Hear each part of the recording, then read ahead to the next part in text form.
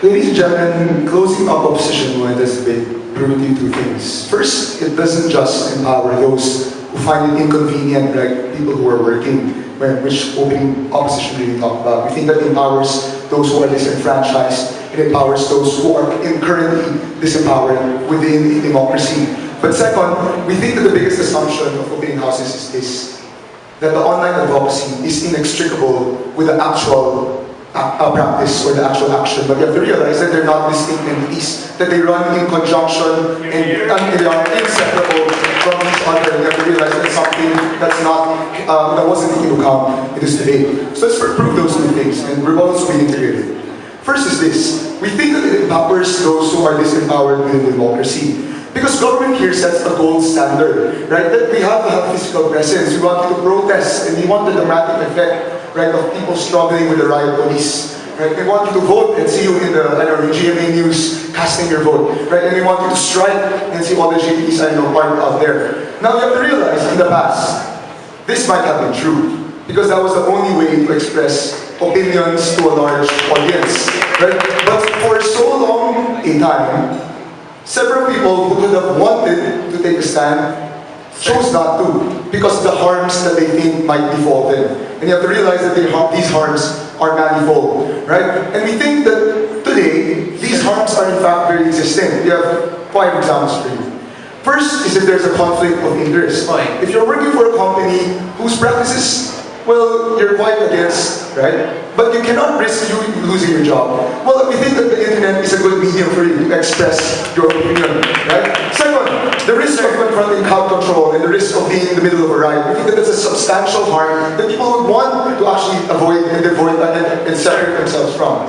And we think that the internet is an apt substitute for you as well. Number 3, we think there are also risks for persecution for government. We're not just talking about democracies, which are good democracies here. Right? We have democracies perpetrated by, Ben Ali, Indonesia, right? Where the only Twitter was the way for you to say, hey, opposition, let's rendezvous on this point. Right? We think that these particular instances, there are huge harms that will befall you, but you choose not to do this. But let's even talk about the other types of advocacies, like let's say breast cancer advocacies, or let's say gay rights movement advocacies. You have to realize that not everyone is so confident that they want to show their face in the protest. And the harm that exists with the protest is, if I have breast cancer, then sometimes I wouldn't want to let the world know that I do have breast cancer, but I still want to help the world get rid of that particular disease, right? Sometimes, if let's say I'm gay, then I wouldn't want the world to see me out there, protesting out there, right? And you have to realize that when I find an ample substitute to equally express my opinion, we think that that is a lower form of democratic expression, right? But they say it's very, very inferior. First, we have 2 reasons for this. One, we don't think it is, because we think that it's an equally valid form of protest. No, online protests are not just about likes. Right? You have to realize that there's a spectrum of things you can do online. You have polls, you have fundraising events, you have debates, right? We see Kip and Dino arguing about a lot of things in their comment threads, right? You have debates, you have information dissemination, right? And you have even people meticulously researching on these topics and posting primers on them, right? So in fact, you have to realize that the online entity that you created, the Facebook page you created, mirrors an actual organization. The only difference is that it exists in virtual reality. Right? So you don't think that the efficacy is watered down on your side. Right? Now second, and this is something the whole government failed to ask. Let's ask the counterfactual. Right?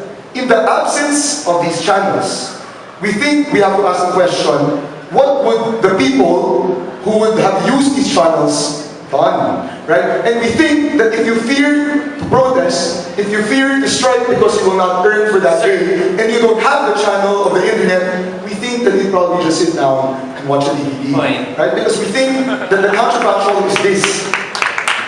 When you don't have these channels, there will be barriers which will have unfortunately force people to succumb to the barriers that prevent them from actually engaging in this democratic participation.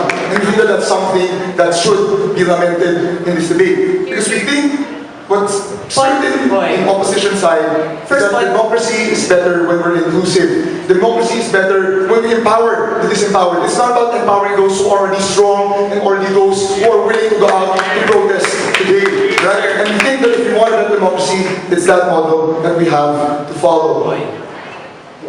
Okay, we're fine with you saying that you might be capable of fully actualizing your whole ideal. But we say that even if you're in a job, that just means that you're choosing your job over your whole movement, ladies and gentlemen. We say that's an okay participation, but that's not the end of your whole political Ladies and gentlemen, which leads me to my second argument. The main assumption of government is this, that online protests and actual protests operate independently. That's why it's very easy for them to compare and say this is better than this. No, you have to realize that online protests are in conjunction with actual protests. And ECG even says this, we lament it because it ends there after the duration, let's say, of the black profile pictures for the cybercrime law. You have to realize that these things are inextricable. You cannot just draw a continuum and say that at this point, it's an online protest. And from that point on, it's an actual protest. And you have to realize that they run simultaneously with each other.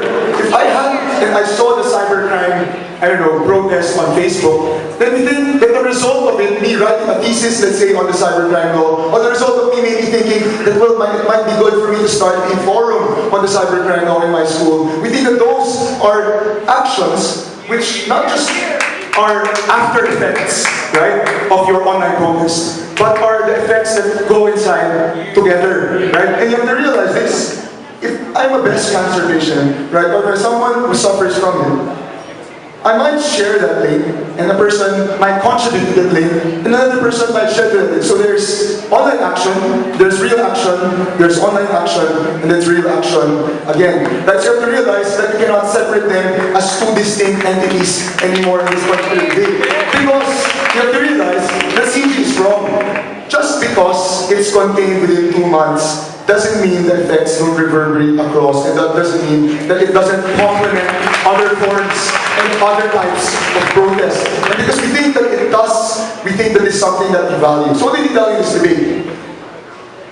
We celebrate the fact that it empowers the disempowered, not just the inconvenience, right? But second, we celebrate the fact that it actually complements, and it's not just a prerequisite finding to other more real protests. And for that, Del Sol A is proud to oppose. Thank you very much.